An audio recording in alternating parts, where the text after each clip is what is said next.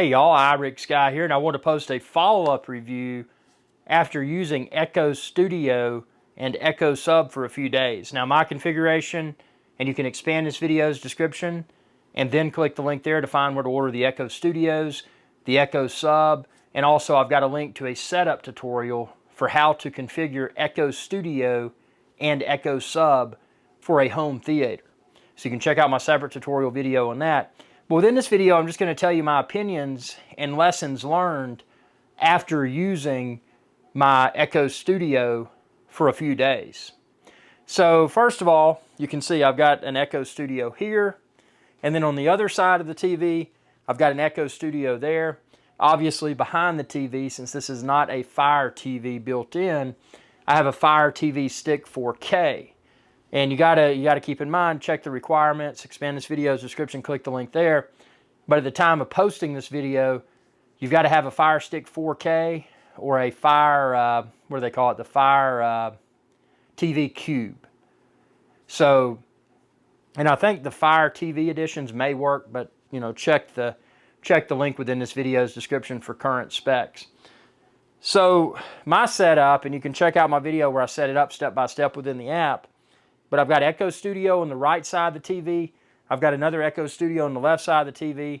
And then I've got the Echo Sub down there in the floor. And that's going to segue into the next part of this conversation. So the Sub adds bass. And it adds a tremendous amount of bass.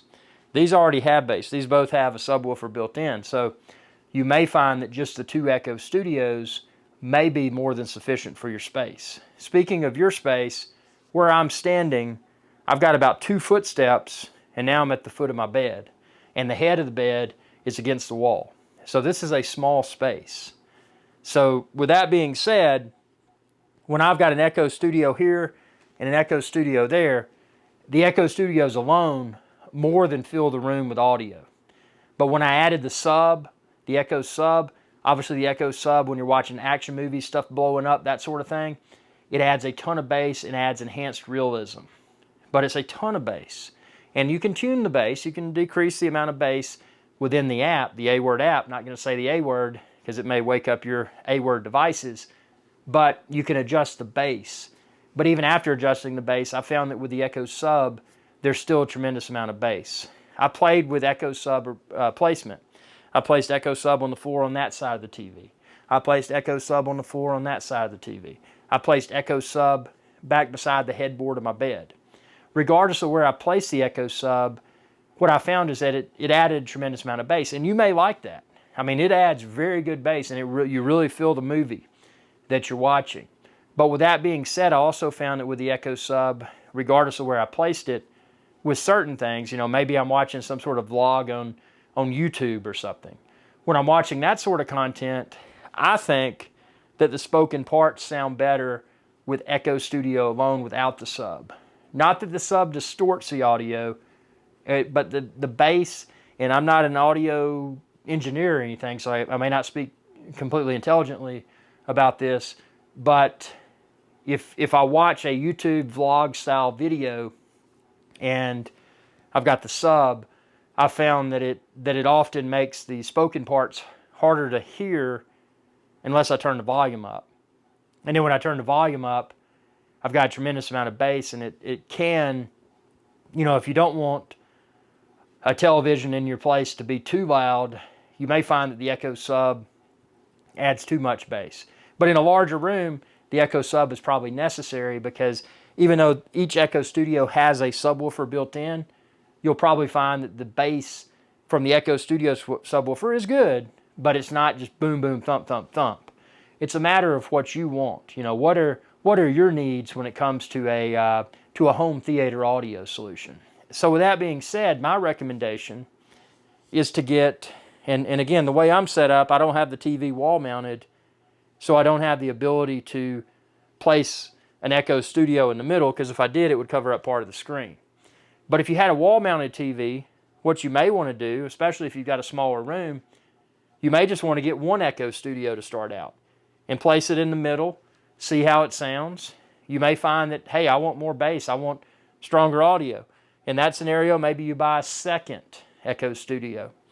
Put one on one side of your TV, one on the other side of the TV like I have. You may find that to be more than enough. Or you may say, hey, I need a little bit more bass. And in that situation, then you might say, well, I need to add an Echo sub. So in that scenario, you would have 2 Echo Studios and 1 Echo sub. Or you may just have 1 Echo sub in the middle down below if your environment accepts that. And you may say, hey, I got Echo Studio, I'll add Echo sub, and that may be all you need. So there's various options that one can pursue depending upon where they are installing their home theater solution and what their personal preferences are regarding the amount of bass. So, you know, again, that's a decision you've got to make, but that's how I would go about it because it's easy, and you can check out my separate video, expand this video's description, and then click the link there.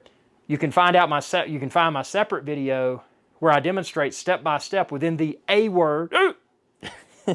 Hold on. Hiccups.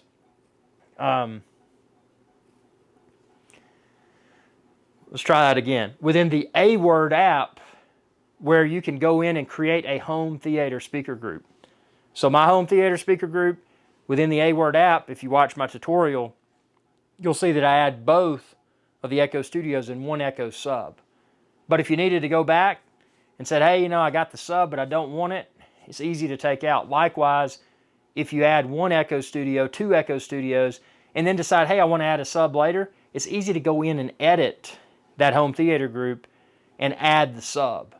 So for that reason, again, I would start small, see what it sounds like, and then add additional components as needed.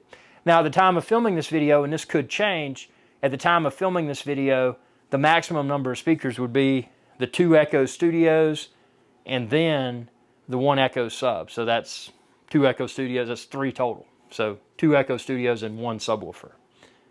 So at the time of posting this, that's all you can add.